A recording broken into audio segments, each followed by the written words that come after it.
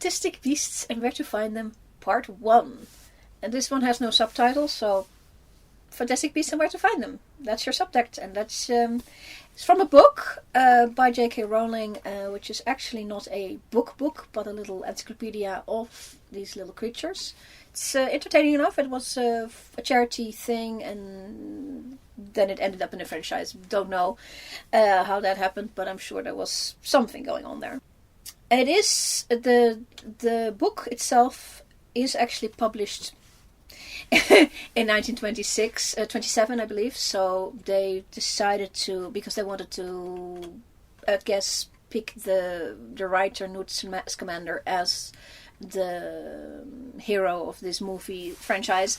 So he published in 1927 in the book, and this is set in 1926, so before he published. So that's all we know for this. And that's, I'm going to say one nice thing about this movie.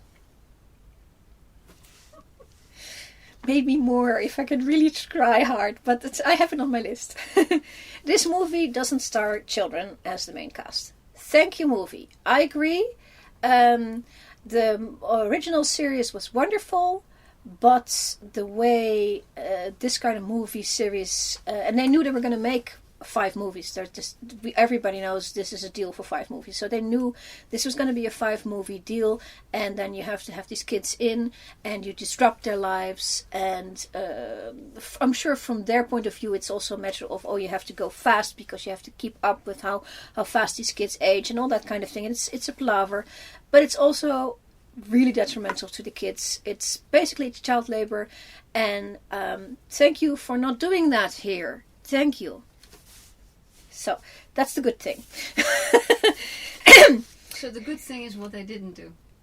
Sometimes the good thing choices. Is the choices, and sometimes what you don't do is more important than what you do. One of the things is that this movie starts with pinning a date. So it says 1926 straight up. There's headlines, and there's a plot of Grindelwald is the bad guy. So you get all that. Not what this movie is about, apparently, because it's about Newt Scamander, who is a magi-zoologist, so zoologist for magical creatures, magical beasts, and he knows where to find them. Yay! This movie has 2 plots. Doesn't have to be a detriment, but it is.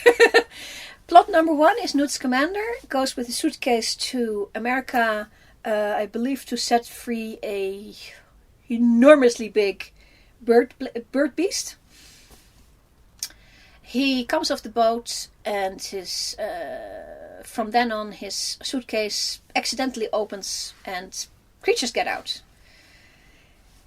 And then he has to go all over New York to try and find them. He picks up a couple of people, and that's the story.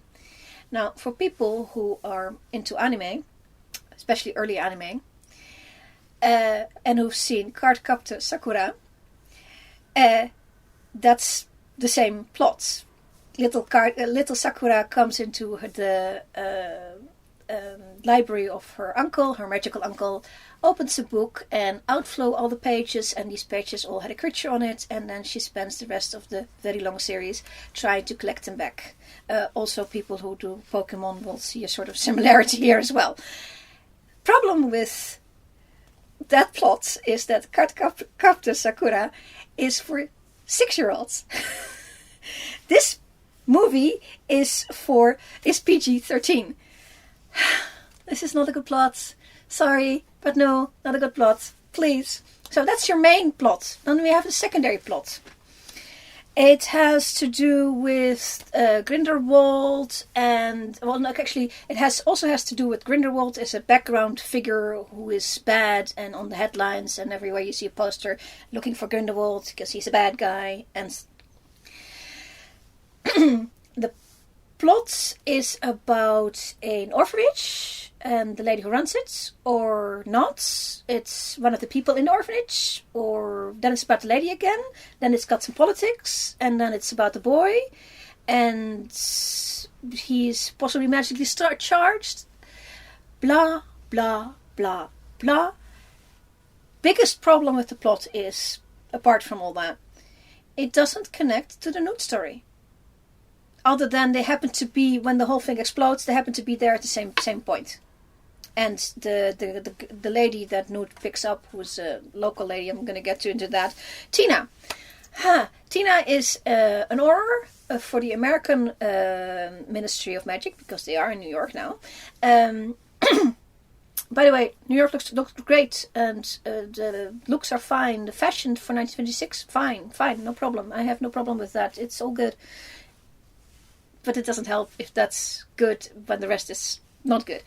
Tina works as an auror in the American Wizarding Ministry, except that she doesn't. Turns out, because all these beasts are escaping and Newt is running after them, he got Tina running after him very quickly, and because she's an auror. But she isn't, because when she takes in Newt, turns out she's not an auror, she's doing it on her own. What's an auror? An auror is the police, visiting a police. Oh.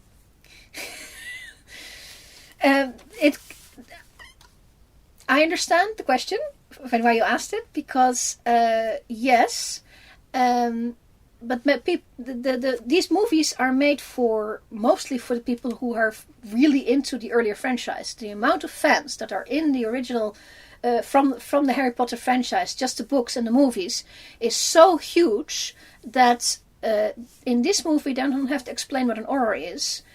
Because there will be so many fans. There's like 1 billion fans. That's enough to make a movie on and not have to explain. I mean, the scene itself explains it a little clearer, but because she also drops like a card and all that, so you get all the mimicry that comes with a police officer. So yeah, she's supposed to be auror. She's got the card. Then she comes and takes Newt into the ministry because he naughty person showing muggles magic because running after beasts.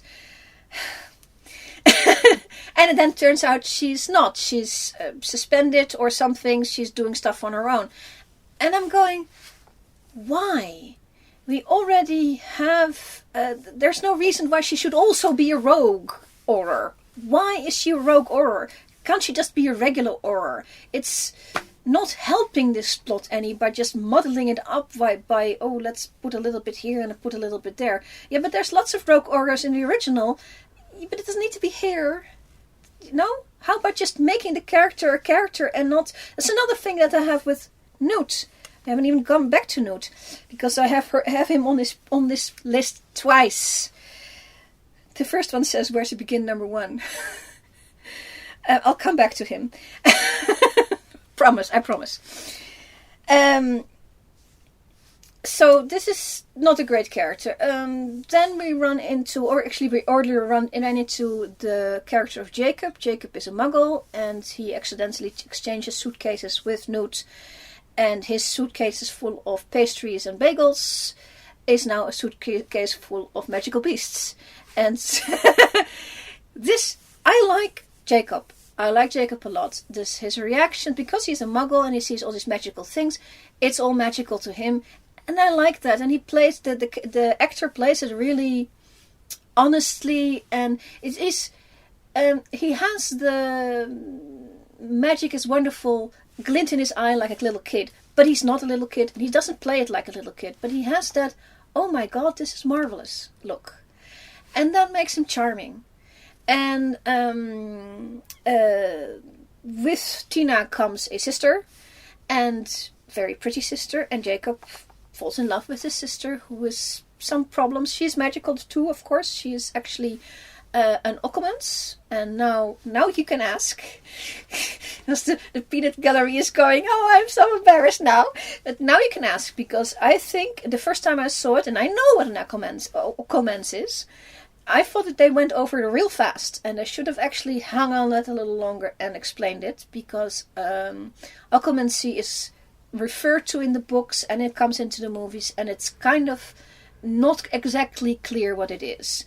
It is telepathy in this world, but it is also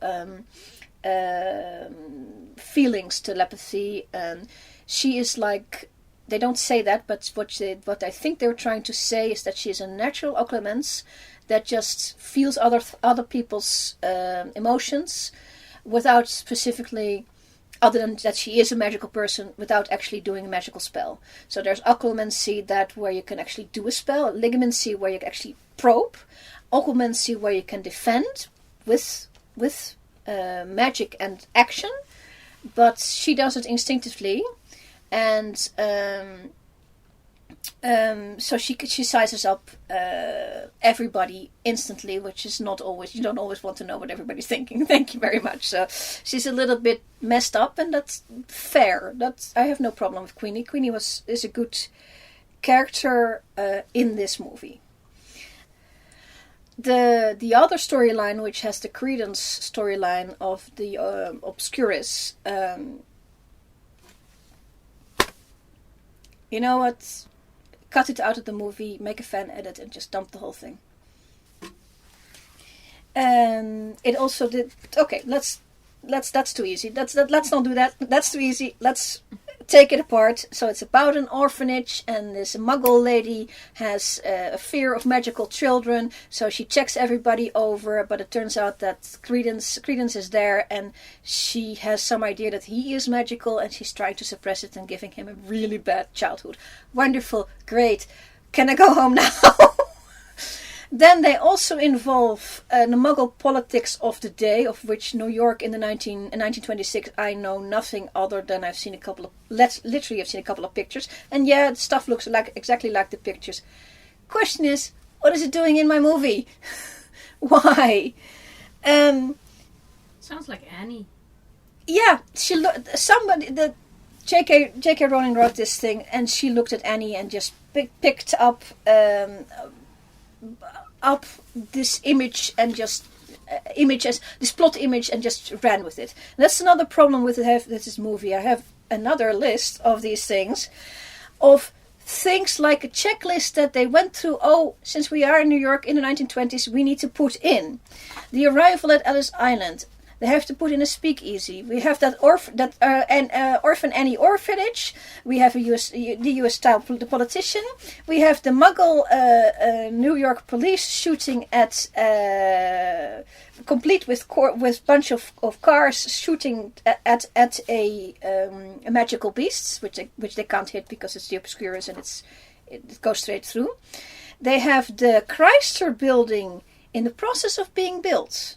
In 1926, it was not started until 1928. Thank you. Now somebody didn't do their research. They have a department store. They have the New York subway, and these things look good, but it's like a checklist. I mean, it's that bad. Greatest hits. Greatest hits, and it's also with like the scenes themselves. They have to have, because merchandise, they have to have things, little figurines they can sell, so they put house elves everywhere. And we know house elves are meant to be hidden. Harry doesn't find out about house elves until he's like in the third movie or something, like second or third movie. They should be hidden. Then at this... they have lots of magical fantastic beasts, but they do nothing for the plot. All they do is do the Cardcaptor Sakura plotline of running off, and it's like a name dropping. When they should be the title thing. This movie is Fantastic Beasts and Where to Find Them. It's not about that. When I first watched the movie, the very first time, so jarring, because one moment Newt Scamander is working with these beasts and feeding them and not doing any plot things, just mood stuff, and then the next moment he and Tina are caught by the aurors, and they are sentenced to death, and they're standing over a death pit with monsters in it, with cerebral monsters in it. It was so jarring.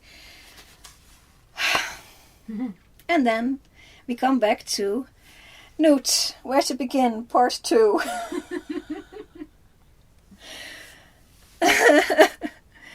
Newt Scamander is obviously based, or somebody said to somebody else, wouldn't it be good if we could redo the success of Matt Smith's Doctor number 11? 11. Matt Smith's Doctor number 11 from Doctor Who, where he does, the actor, not his fault, I'm sure he was told to do this, to do David Tennant doing Doctor number 10, who was doing somewhat attention deficit, I'm easily distracted kind of things. So, somebody said to Eddie Redmayne, who plays Newt, do that. Or something of the sort. And Eddie Redmayne is a wonderful actor. They tell him to do that. He do that. I'm supposing that's roughly what happened, because basically that's what he's doing. He's playing Matt Smith, playing the Doctor, playing the David Tennant Doctor, attention deficit, spectrum, blah. But that's the entire extent of Newt's character. His character is that he is a spectrum and he likes animals. That's the description of his character. That is not a description of a character. That is a couple of traits that also that actually might give him problems. That shouldn't be his character trait. I don't even know if he's nice or not. I've seen 3 films of him, and I still don't know if he's nice. Probably, maybe. I don't know. He's just playing a it's not a psychopathy, because it's not a psychopathy, but he's playing a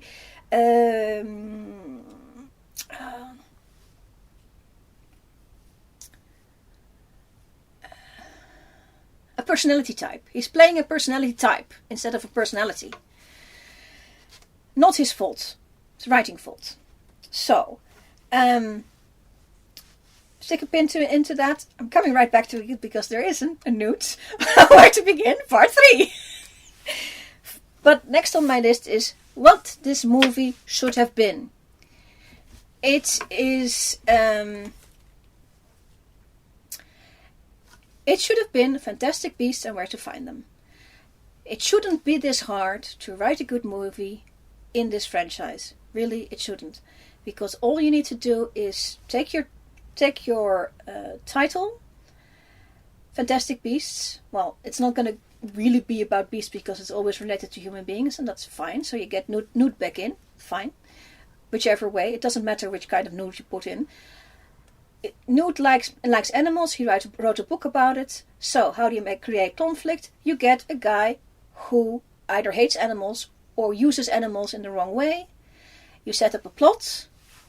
Have at it. There's lots of reasons why Newt should be against this guy. There's lots of reasons for conflict to happen.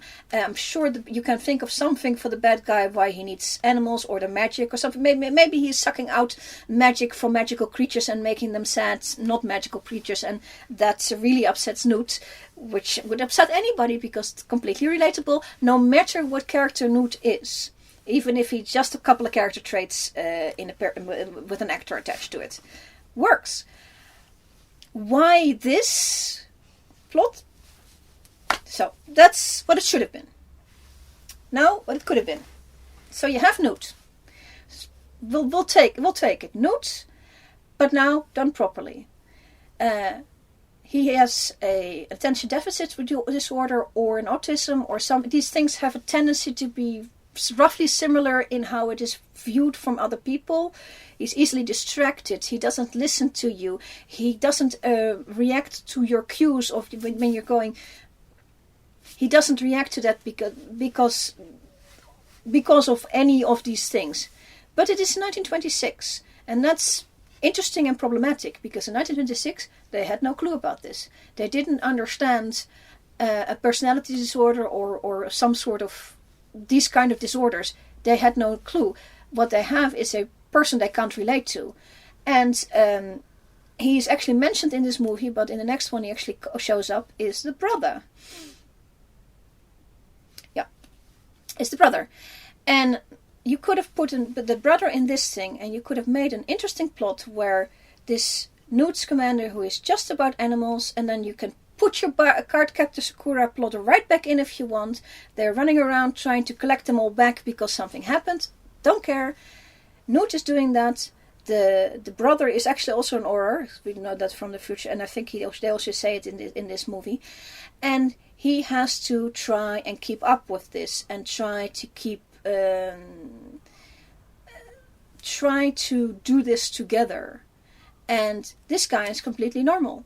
1926, and he has no help from knowing that autism exists. He has to figure it out by himself.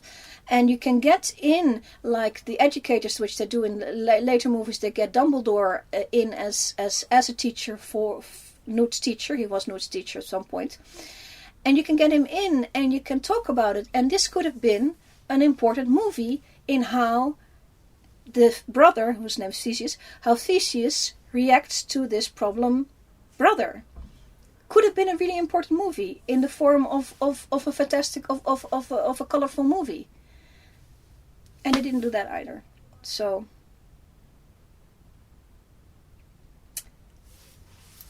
that's all I can. There's nothing much to say. That's my opinion, and I'll be over here.